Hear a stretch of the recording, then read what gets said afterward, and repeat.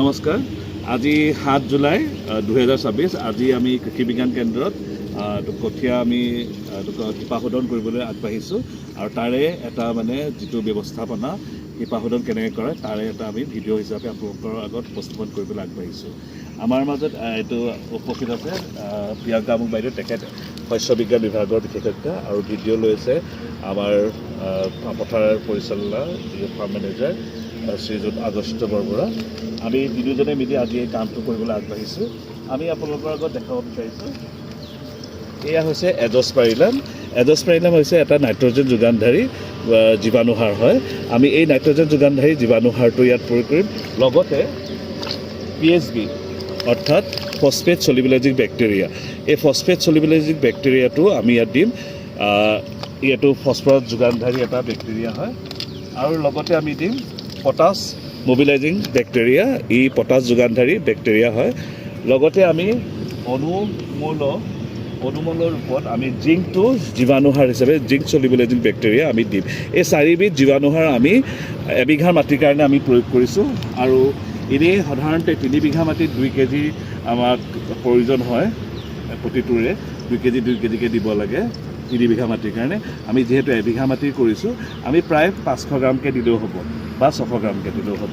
গতিকে আমি আহক, এতিয়া আমি সেইখিনি প্ৰয়োগ কৰিবলৈ আগবাঢ়িছোঁ। প্ৰথমতে আমি নাইট্ৰজেন আমি এনেকৈ আপোনালোকে চাৰিওফালে এনেকৈ ভেটি বনাই ল'ব, আৰু পানীখিনি আপুনি ৰাখিব শিপাটো যাতে অকল ডুব খায়, তেনেকৈ আপোনালোকে বনাই ল'ব। এতিয়া আমি এই 500 গ্ৰাম আমি ইয়াত এই জেগাডোখৰত আমি মিলাই দিম। ঠিক তেনেধৰণে আমি বাইদেউ আপুনি কৰি দিয়ক, PSBটো দিব। আমি মন কৰিব লাগে যে এই চাৰিওফালে ভেটিটো এনেকৈ বনাব লাগে যাতে শিপা আমাৰ যিখিনি আমি কঠীয়া আমি ল'ম, সেই কঠীয়াখিনি যাতে ধুনীয়াকৈ বহুত বহলকৈ ল'লে কি হয়, আমাৰ এইখিনি বস্তু থাকি যায় যে এচুৱা থাকি যাব, তাৰপিছত আমি শিপাখিনি জোখৰহে আমি দাঁতটো বনাব লাগে। এতিয়া আমি আমি এতিয়া জিংক দিম।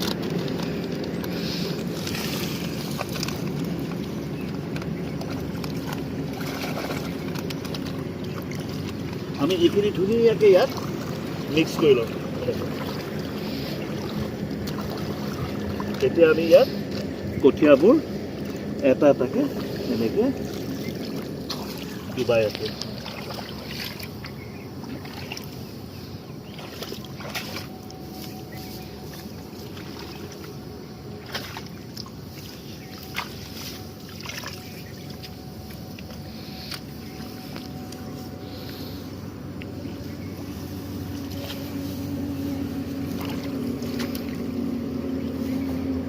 মৃত্যুঞ্জয়, তুমি আহাচোন, অকণমান সহায় কৰি দিয়া।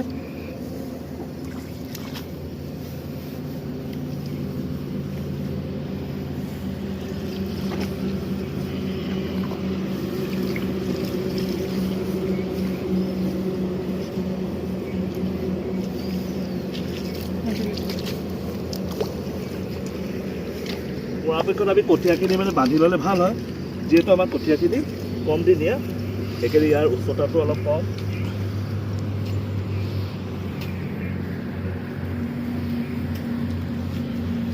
এইটো কথা মন কৰিব লাগে যাতে শিপাখিনি পূৰা সুন্দৰভাৱে আমাৰ ইয়াত একদম পূৰা সোমাই যাতে।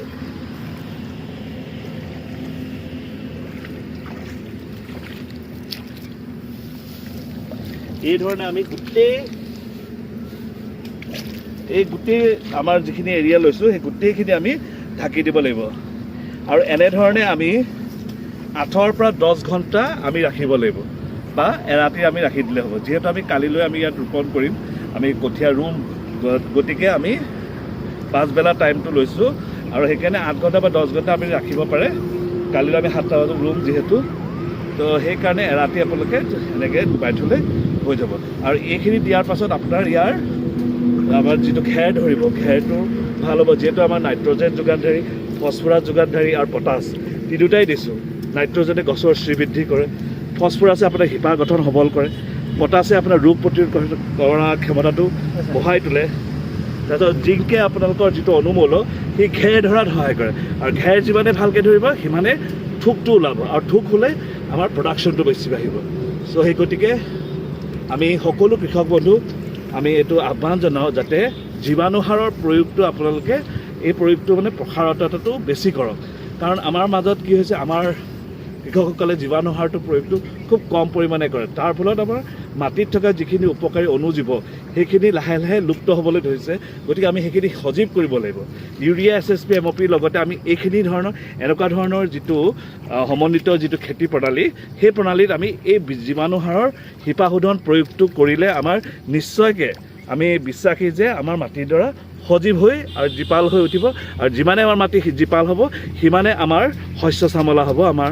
উৎপাদন বৃদ্ধি হ'ব ধন্যবাদ আৰু কৃষি বিজ্ঞান কেন্দ্ৰৰ সমূহ কৰ্মকৰ্তা হৈ আমি আপোনালোকক আহ্বান জনাইছোঁ যে কৃষি বিজ্ঞান কেন্দ্ৰ তিনিচুকীয়ালৈ আপোনালোকে আহক তিনিচুকীয়াৰ কৃষক বন্ধুসকল আৰু ইয়াৰ পৰা আপোনালোকে যিখিনি আমাৰ পদ্ধতিগত টেকন'লজি আছে আমাৰ বিভিন্ন শস্যৰ সেইখিনি যাতে আপোনালোকে লাভালাভ লওক ধন্যবাদ